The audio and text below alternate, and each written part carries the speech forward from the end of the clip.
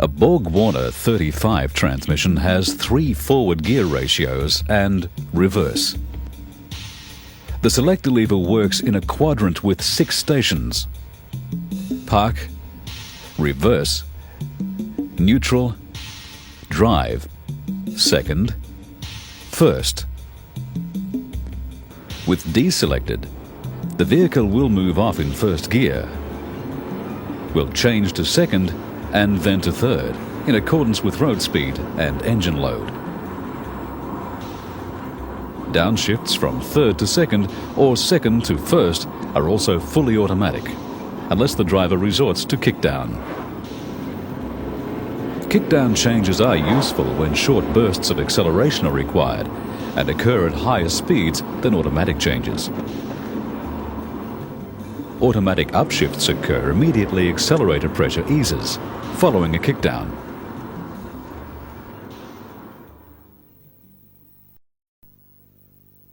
Automatic gear changes may be overridden by use of the 2 and 1 selector positions. If 1 is selected from rest, first gear will be held until the selector is moved to 2, when second gear will engage. Moving to D will then give third gear, provided that road speed and throttle opening are suitable. Selector position 2 also permits automatic changes, but from first to second and from second to first only, depending on road speed and throttle opening. Third gear will not engage in this position. With the vehicle cruising in third, selecting 2 will cause an immediate downshift to second. Selecting 1 in similar conditions causes an immediate downshift to second, and then, when road speed drops sufficiently, to first. Full engine braking is available in both second and first gears. This also applies when the vehicle is in reverse.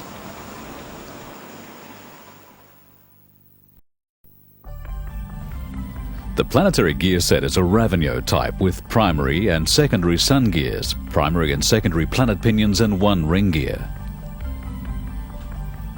The ring gear is attached to the output shaft. The planet carrier is mounted in the transmission case on a one-way clutch. Both sets of pinions are in the planet carrier. They mesh in pairs. The longer outer secondary pinions mesh with the ring gear at their outer edge. At their inner edge, they mesh with the secondary sun gear. The smaller primary pinions mesh with the smaller primary sun gear. The planet pinions transmit the drive from the sun gears to the ring gear. In all forward ratios, drive is transmitted through the primary sun gear. In reverse, it is transmitted through the secondary sun gear. Control of the planetary gear set comes from the operation of 2 multi-plate clutches, the one-way clutch and 2 brake bands. The outer plates of the front clutch are splined to the input shaft from the converter turbine. The inner plates are splined to the primary sun gear shaft. The inner plates of the rear clutch are splined to the front clutch drum. The outer plates connect to the secondary sun gear. The front band wraps around the outside of the rear clutch drum. The rear band is on the outside of the planet carrier to hold the planet carrier stationary when it is applied. When the rear band is in the release position, the one-way clutch lets the planet carrier rotate forward, but not in a reverse direction.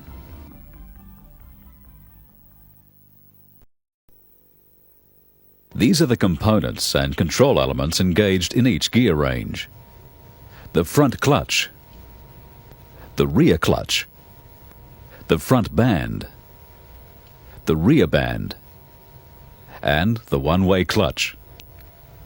The front clutch combines with other elements to provide the required ratios for all forward gears. When D is selected, the front clutch is engaged. The one-way clutch acts as the reaction member, holding the planet carrier stationary and stopping it rotating in the opposite direction to the input shaft. Power flow is from the input shaft through the applied front clutch to the primary sun gear, which turns clockwise. Since the primary sun gear is meshed with the primary pinions, the pinions rotate anti-clockwise. This turns the secondary pinions clockwise on their pins on the locked planet carrier. The secondary pinions turn the ring gear and the output shaft in a clockwise direction at a reduced ratio and with increased torque. The gear reduction in first gear is 2.39 to 1. The secondary sun gear rotates freely in the opposite direction to the primary sun gear. On overrun, when torque is applied from the road wheels, the one-way clutch unlocks and allows the planet carrier to rotate. The transmission free wheels and no engine braking is provided. In selector position D and also in position 2, the front clutch and the front band are applied to obtain second gear. When the transmission changes from first to second, the front clutch remains engaged and the front band is applied to lock the secondary sun gear to the case. The secondary sun gear now becomes the reaction member. Power flow is from the input shaft through the applied front clutch to the primary sun gear and to the primary pinions. The anti-clockwise rotation of the primary pinions turns the secondary pinions clockwise. Since they mesh with the secondary sun gear and the ring gear, they walk around the stationary sun gear and rotate the ring gear in a clockwise direction. In both drive and overrun conditions, torque reaction is taken by the applied front band, which holds in either direction. The gear reduction in second gear is 1.45 to 1. In selector position D, the front and rear clutches are applied to obtain third gear. When the transmission changes from second to third, the front clutch remains engaged. The front band is disengaged and the rear clutch is applied. Since both clutches are now applied, the input shaft is locked to the primary sun gear through the front clutch and to the secondary sun gear through the rear clutch. With both sun gears locked together and to the input shaft, there is no relative motion between the gears. The whole gear set rotates as one unit to give a direct drive with a ratio of 1 to 1.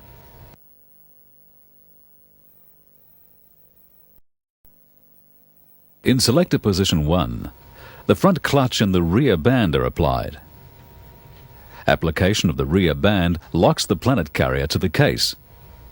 Power flow through the gear set in the drive condition is the same as in selector position D, first gear. Drive is transmitted through the front clutch to the primary sun gear and through the short and long pinions to the ring gear at the ratio of 2.39 to 1. However, on overrun, the locked planet carrier acts as a reaction member, so full engine braking is provided. In reverse, the rear clutch and the rear band are applied. The rear clutch locks the input shaft to the secondary sun gear. The rear band locks the planet carrier to the case to provide the reaction member. The input shaft turns the secondary sun gear clockwise. The secondary pinions turn anti-clockwise on their pins on the locked planet carrier. The ring gear and output shaft turn in the reverse direction with a ratio of 2.09 to 1.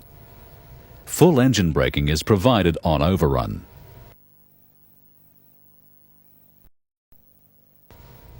Servos in automatic transmissions convert hydraulic pressure acting on a piston into a mechanical force. In this transmission, a front and a rear brake band are used. A servo is required for each. The rear servo is a pressure apply spring release type. Its piston has a central stem which locates in one end of the rocker arm to transfer the apply force to the band. A lever-type spiral spring returns the servo and band to the off position when the fluid is dumped.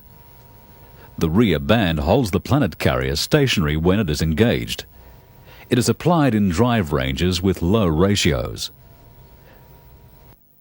The high apply force required is provided by a combination of the large diameter piston and the leverage provided by the rocker arm. Fluid at line pressure is converted to an apply force by the piston, and this acts on the longer end of the rocker arm. The apply force is multiplied to about 5 times its value, then applied to the free end of the band. The band contracts and wraps itself firmly around the planet carrier drum to lock the planet carrier to the casing. An adjusting screw threaded in the casing provides the anchorage point, so the band can be easily adjusted when necessary to compensate for wear.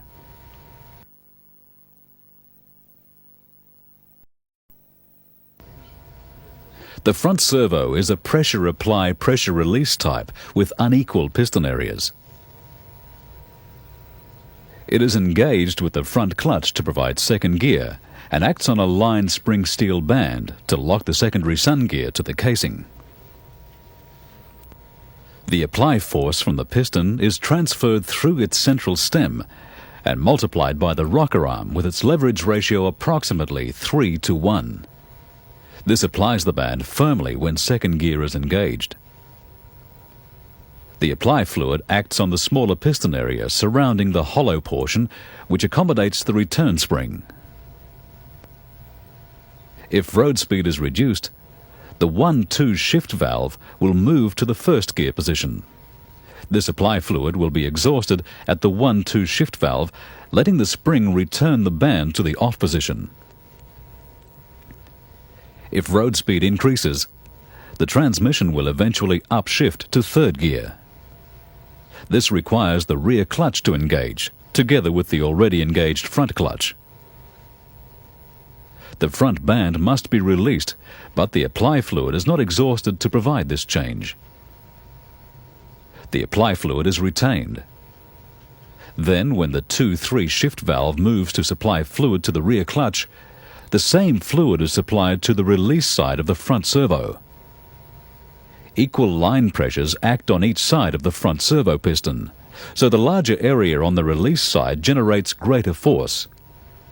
This moves the piston to the released position.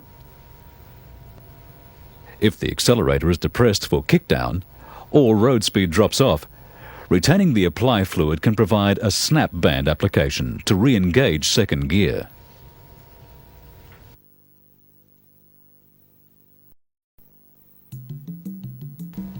Clutches in automatic transmissions control gear train members. This transmission has 3 clutches. A one-way or overrunning clutch is between the planet carrier and the center support.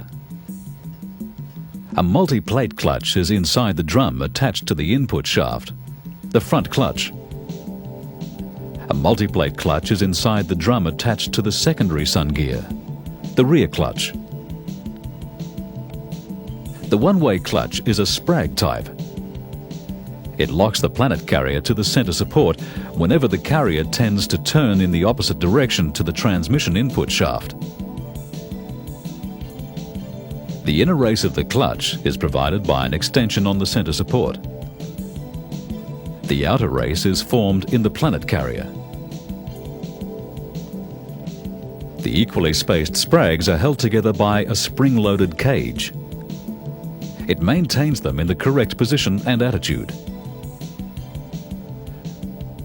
Correct fitting is essential, otherwise the planet carrier will freewheel when it should be locked up, and no drive will be transmitted in D-range first gear. With the sprags in place, the cage moves them so that they share the load equally when the planet carrier is locked. Turning the planet carrier in the opposite direction to the input shaft pivots the sprags towards the larger radius and wedges them between the 2 races.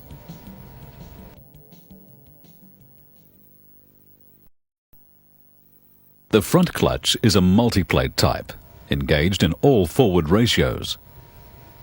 The clutch operating piston moves in a short cylinder in the clutch drum. A diaphragm-type spring contacts a fulcrum ring on the piston at its inner circumference. Its outer edge rests against a step in the drum. A pressure plate is installed first in the clutch pack so that its fulcrum ring also contacts the diaphragm. When fluid at line pressure is admitted to the clutch cylinder, the piston apply force is multiplied by the leverage provided by the diaphragm. This exerts a greater apply force on the clutch pack than the piston alone could provide, and ensures the clutch is firmly engaged. The spring returns the piston to the off position when the fluid is dumped.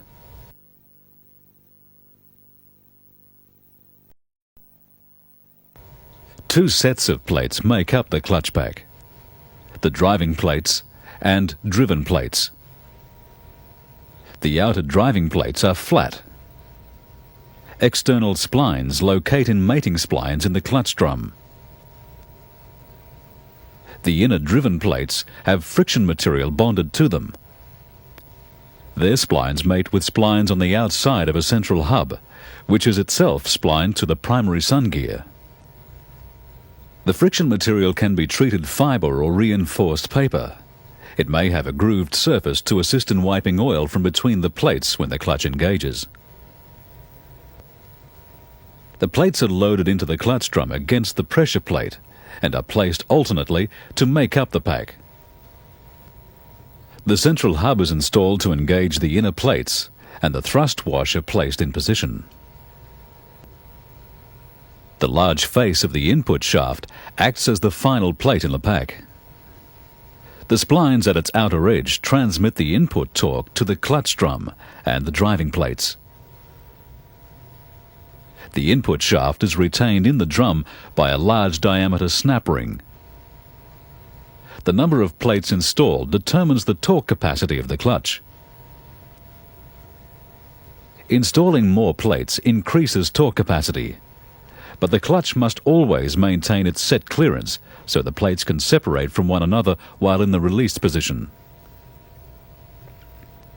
A centrifugal relief valve in the clutch piston releases fluid trapped in the cylinder when the clutch is released. This prevents partial application of the clutch due to centrifugal force acting on the fluid at high speed.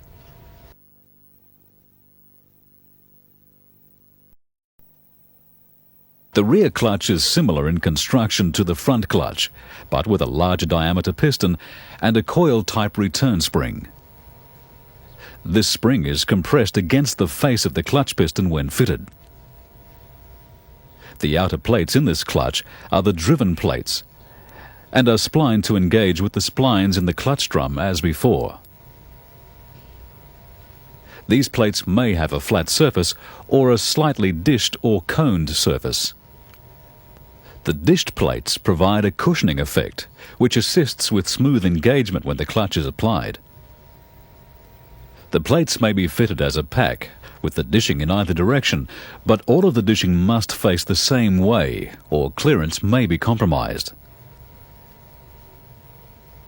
The inner plates are splined to mate with splines on an extension on the front clutch drum. They transmit the drive from the input shaft to the outer plates when the clutch is engaged. The clutch plates are assembled in the pack alternately, with the steel plate placed first against the clutch piston. The pressure plate is assembled last, and the pack is retained in the drum by a snap ring.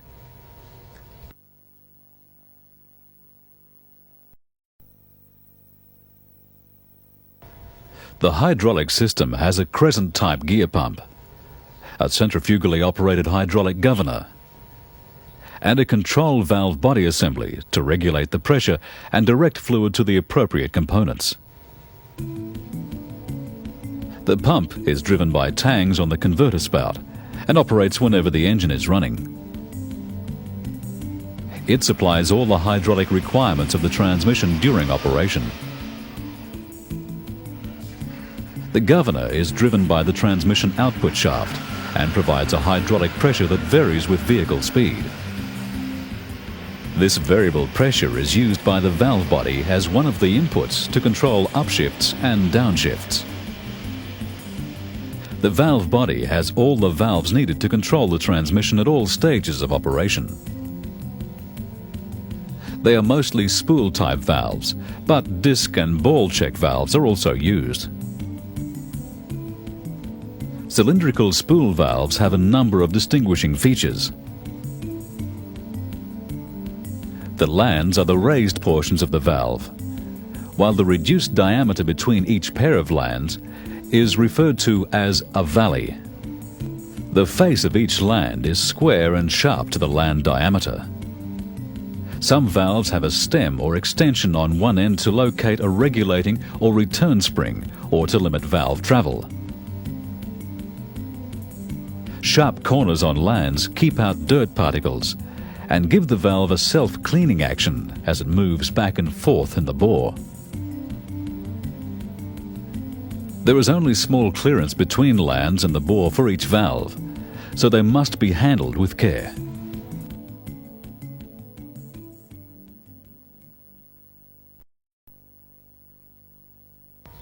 Spool valves can be positioned manually, or by springs, or by pressure, and in many applications have lands of different diameters.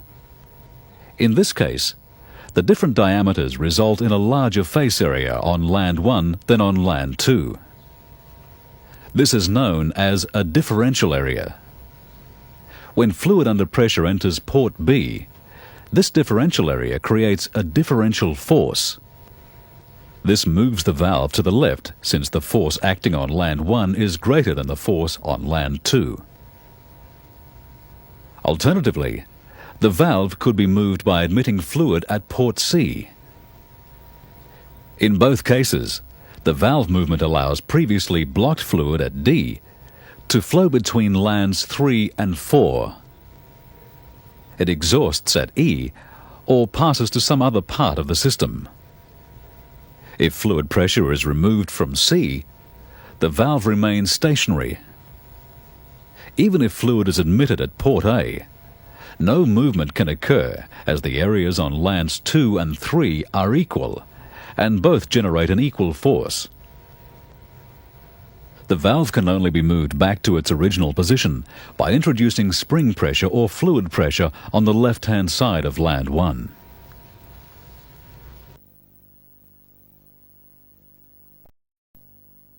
The valves can be divided into two groups: pressure regulating valves and those that direct flow and pressure, or flow control valves.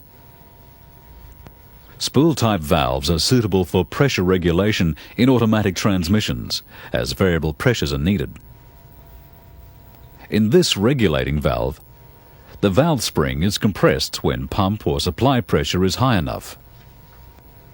The larger land then uncovers an exhaust port to maintain a regulated output pressure.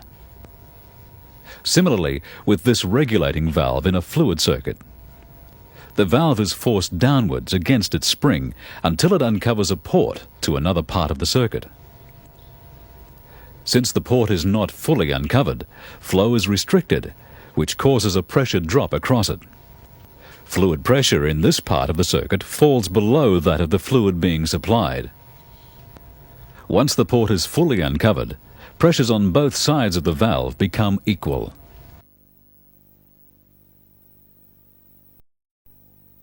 Control valves are simple gate-type valves, which open or close off a circuit without altering pressure.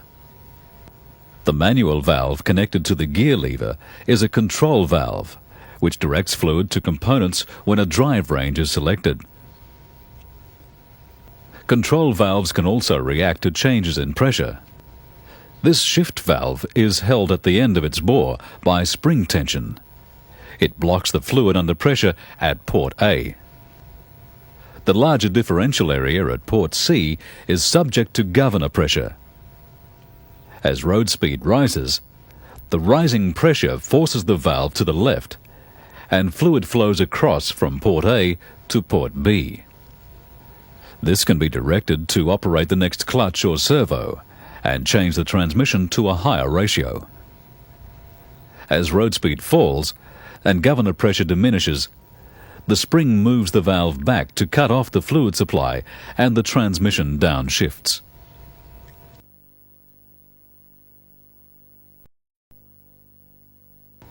Orifices are often used in conjunction with spool valves to restrict fluid flow for timing purposes or to prevent valve fluctuations. The orifice is designed to prevent sudden or undue movement of a valve. In this basic primary regulator valve, the orifice is in the circuit leading to the large differential spool area. The build-up of line pressure from the pump acts via the orifice to move the valve against the spring force. This uncovers the exhaust port to release excess fluid and allows fluid at a controlled line pressure to pass to the rest of the hydraulic system. The pressure is determined by the tension of the spring. However, pressure fluctuations are reduced because the orifice prevents the valve from reacting quickly and thus stabilizes the regulated pressure.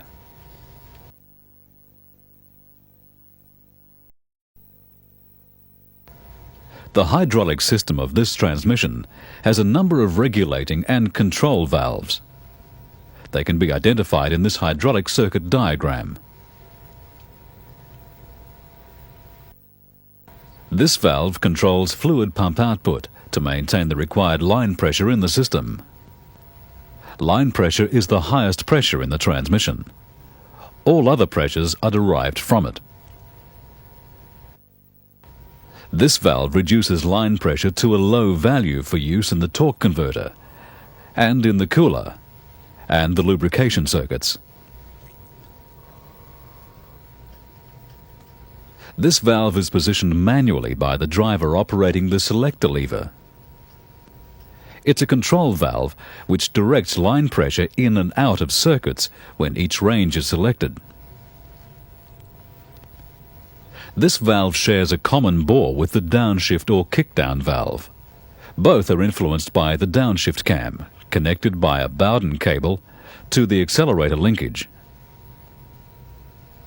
The throttle valve re-regulates line pressure to a value which is proportional to throttle opening. The resultant throttle valve or TV pressure varies from 0 at closed throttle to line pressure at full throttle. This pressure is supplied to the spring end of the shift valves to delay upshifts relative to throttle opening. The wider the throttle opening, the greater the TV pressure and the higher the road speed will be before an upshift will occur. TV pressure is also directed to the spring end of the primary regulating valve. As the accelerator is depressed, it progressively raises line pressure. This ensures the engaged servos or clutches are securely applied when high torque is being transmitted and allows the pump to operate at lower pressures at other times. This reduces pumping losses and lowers fuel consumption.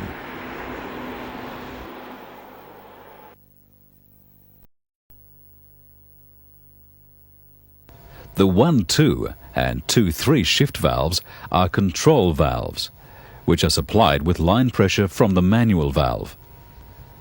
They either block fluid or allow it to flow at prevailing line pressure to a clutch or band. Their operation is determined by a spring plus TV pressure at one end. This acts in opposition to governor pressure at the other end. This valve is mounted on the transmission output shaft and rotates with it. It re-regulates line pressure supplied from the manual valve in relation to vehicle speed. When vehicle speed is low, governor pressure is low. When vehicle speed is high, governor pressure is high. Governor pressure is directed to the end of the shift valve to oppose TV and spring pressure. This produces upshifts relative to vehicle speed. This valve is included in the throttle valve combination. When the accelerator is depressed fully, the downshift valve supplies line pressure onto the spring end of the shift valve. If road speed is below a certain value, this forces the shift valve to move and initiate a downshift to a lower gear.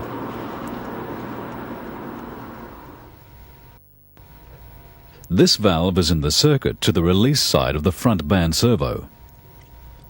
It is a timing device. When a 2-3 upshift is made at higher road speeds, it correlates front band release and rear clutch application.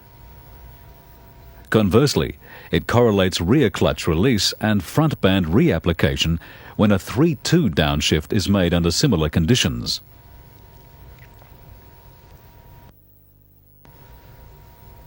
This valve makes line pressure and throttle pressure sensitive to road speed. At higher speeds, it cuts back these pressures to allow smooth upshifts. It also moderates line pressure increases produced by wide throttle openings during stall or upshift conditions. High throttle pressures produced at these times raise line pressure very high. This is because the throttle pressure is applied to the spring end of the primary regulating valve. Modulator pressure is applied to the opposite end of the regulating valve to counteract this and moderate its influence.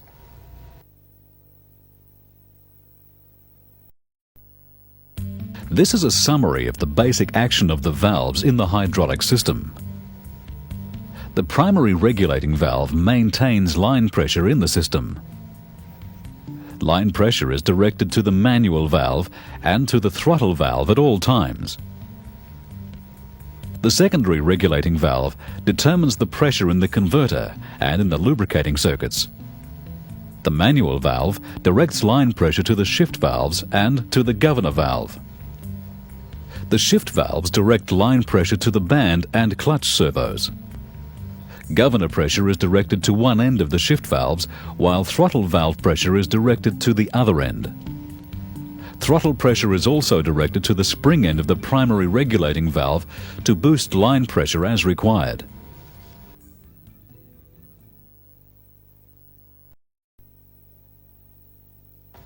The valves act together in the system, but their operation can be considered separately. The primary regulating valve has a number of lands, including one larger land which provides a differential area. A central stem locates the regulating spring. Fluid from the pump can act on the valve through a 1 mm diameter orifice in the circuit. With the valve at rest, the two central lands block the flow of fluid across their valleys. The spring end of the valve is subject to throttle pressure through a circuit connection from the throttle valve. The lower end is subject to modulator pressure acting on the lower face of the bottom land. A vent between the two uppermost lands prevents hydraulic lockups due to fluid seeping into the valley between them. In operation, fluid from the pump enters the valve through the orifice and acts against the differential area. As pressure rises, the valve moves upwards against its spring. Excess fluid can then pass across the two large valleys to the ports in line with them. The result is an initial regulation of line pressure at idling speed. This line pressure is directed to the manual valve and the throttle valve at all times. When D is selected, line pressure is also directed to the front clutch, to the 1-2 shift valve, and to the governor. Excess fluid passing across the valleys is directed to the secondary regulating valve and the converter.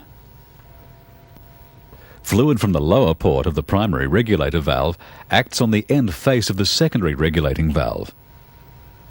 This raises it against its spring. Valve movement uncovers a port to the lubrication circuit for the rear end of the gear train, and then an exhaust port leading back to the pump inlet. The exhaust bleed-off stabilizes fluid pressure in the lubrication and converter circuits within acceptable limits, from 100 to 200 kilopascals.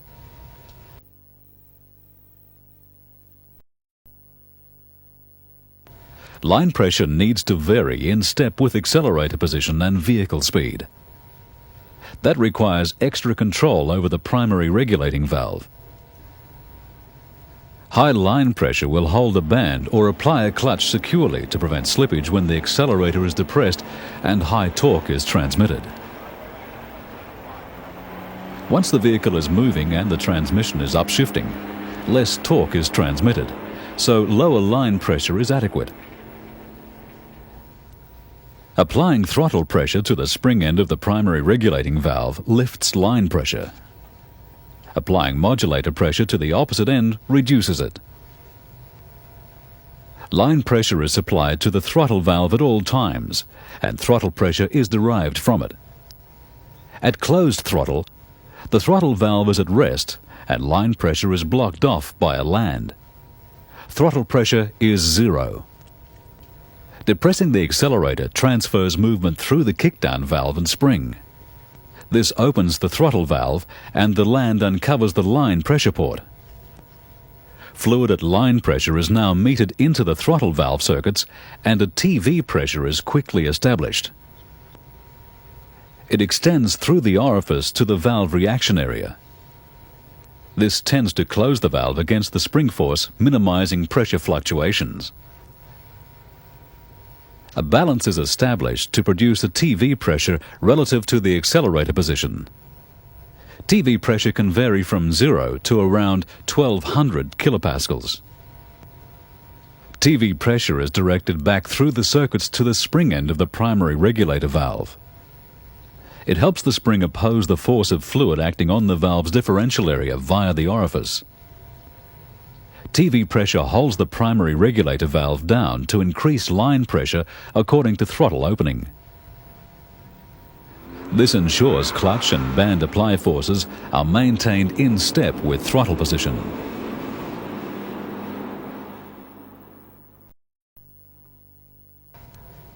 Once a vehicle is moving, the primary regulator valve needs to reduce line pressure to assist smooth gear shifting and fuel economy. Modulator valve pressure is directed to the end of the valve opposite to the regulating spring. The modulator valve assembly is in two sections: a modulator valve and a modulator plug and spring. The modulator valve operates by throttle pressure, but is also subject to governor pressure, so its output responds to accelerator position and vehicle speed. Throttle pressure directed to the modulator valve moves the valve up and forces the plug down against the compression of the spring. Separating the valve from the plug re-regulates the throttle pressure to modulator pressure. It is then directed to the end of the primary regulator valve opposite the spring. If the accelerator is fully depressed, high modulator pressure forces the primary regulator valve upward to oppose throttle pressure and spring pressure. This prevents excessive line pressure under stall conditions. Rising vehicle speed develops governor pressure, which is directed onto the large land area at the end of the modulator valve. When governor pressure overcomes throttle pressure, it forces the modulator valve down. That forces the modulator plug to bottom out. The modulator plug can then no longer reduce the incoming throttle pressure. Undiminished throttle pressure will now exist in the modulator circuit. The regulator valve is forced up, reducing line pressure for a smooth upshift. This reduction in line pressure is called the cutback point. Moving the modulator valve down allows throttle pressure to pass between the modulator valve lands. This passes into a circuit, returning to the smallest reaction area at the end of the throttle valve. This pressure acting through the orifice in the circuit helps move the throttle valve to the left against its regulating spring. This reduces the initial throttle valve pressure established in the throttle pressure circuit and in turn further reduces line pressure.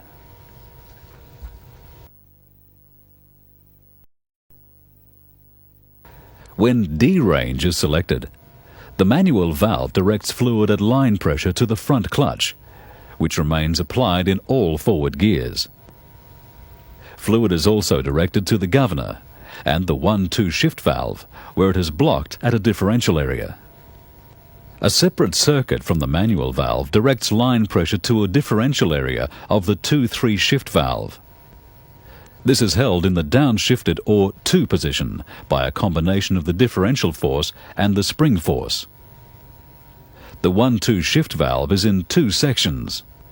The shift valve itself is the lower section, held in its downmost position by a combination of the differential force and the upper section plunger and spring. As soon as the accelerator is depressed, throttle pressure helps hold the valves in the downshifted position so that their movement is influenced by accelerator position. When the vehicle is moving, the governor re-regulates line pressure supplied to it and directs this pressure to the large land areas at the bottom end of the shift valves, to the servo orifice control valve, and to the modulator valve.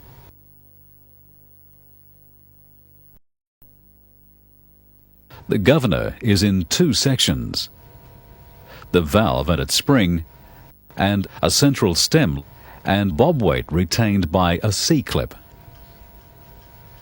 It operates by centrifugal force in two stages. In the first stage, at lower road speeds, the bob weight and valve act as one unit. Rotation of the governor throws out the bob weight, causing the valve to uncover the line pressure supply port, and fluid under pressure flows through the port to exert thrust on the face of the valve. This thrust increases until it can close the valve against the opposition of the centrifugal force. The valve action produces a pressure at the outlet proportional to the force acting on the bob weight. As speed increases, pressure needed to close the valve increases also. For any given value of line pressure, the result is a governor pressure which increases with speed. The second stage starts when the bob weight stop contacts the body.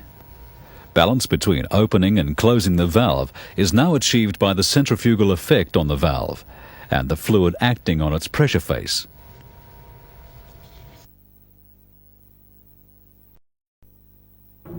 Governor pressure acts on the end of the 1-2 shift valve. As road speed increases, it becomes high enough to overcome the opposing spring and throttle pressure. The shift valve assembly moves upward and lets line pressure pass into the circuit to the apply side of the front band servo. The transmission is now in second gear. Once the 1-2 upshift occurs, the differential area is no longer effective. Governor pressure must fall to a lower value to let the valve return to the first gear position, so a 2-1 downshift cannot occur at the same road speed as the upshift. Downshifts occur only at vehicle speeds below those at which upshifts occur. This shift spread prevents a transmission hunting up and down between ratios. It is called shift speed hysteresis.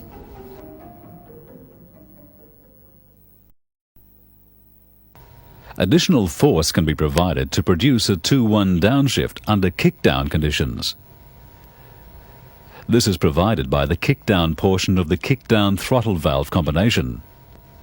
When the accelerator is fully depressed, the kickdown valve closes off the exhaust from the kickdown circuit and forces the throttle valve to the end of its bore.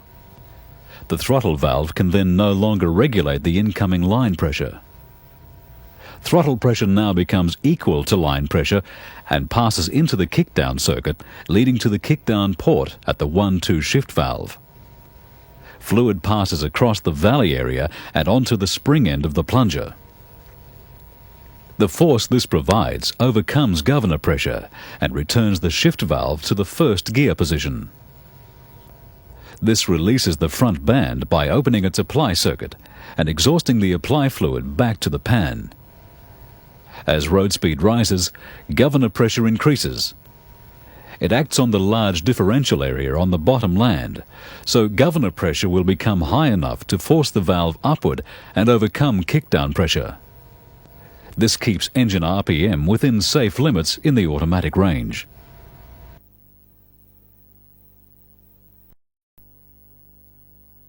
When 1 is selected, the manual valve supplies line pressure onto the differential area and through a separate circuit to apply the rear band. The application of the rear band provides engine braking on overrun. This circuit passes through the bottom valley area of the valve and acts on the large bottom land to hydraulically lock the shift valve down. Governor pressure cannot force an upshift, so the transmission will remain in first gear until the lever is moved to 2 or to D when an upshift can occur. Once the transmission upshifts into second gear, the rear band circuit can exhaust at the shift valve. The rear band is inoperative in first gear when D is selected, as its circuit is open to exhaust at the manual valve. Choosing position 2 directs line pressure to the front clutch, the governor and the 1-2 shift valve. The vehicle will move off in first gear and change up to second gear as soon as governor pressure is high enough to move the shift valve up and let fluid pass to the apply side of the front servo. No further upshifts can take place since no line pressure is supplied to the 2-3 shift valve. The valve moves upward under governor pressure, but it controls no fluid flow and no changes can occur.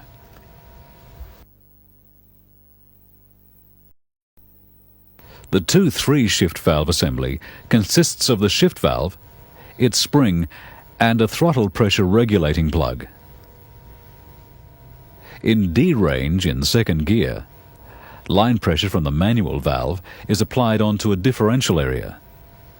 This helps the spring hold the valve down against governor pressure. In this position, the rear clutch apply and front band release circuit is open to exhaust. With the vehicle moving in second gear and a minimum throttle opening, throttle pressure applies to the top of the regulating plug.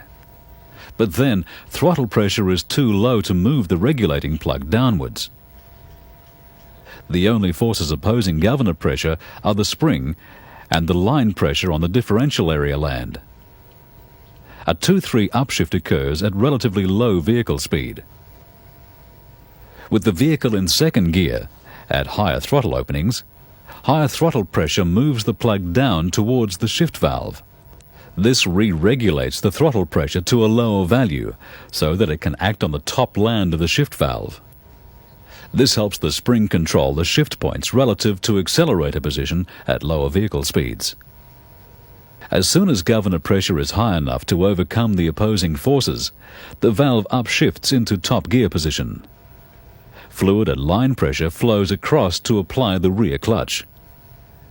At the same time, fluid passes through the servo orifice control valve to the release side of the front band servo. The front and rear clutch are the only components being applied, so top gear is achieved.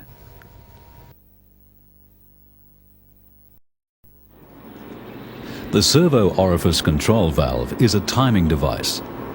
It prevents engine flare at wide throttle openings on a 2-3 upshift. It also stops transmission tie-up, that is, being momentarily in 2 gears during a 3-2 downshift. It's a shuttle valve, which can be held at rest by a spring to allow unrestricted fluid flow. Or it can be moved by governor pressure to insert a restricting orifice in the front band servo release circuit. At low vehicle speeds, governor pressure is not high enough to move the valve. When the 2-3 upshift occurs, fluid flows unrestricted to the release side of the front servo.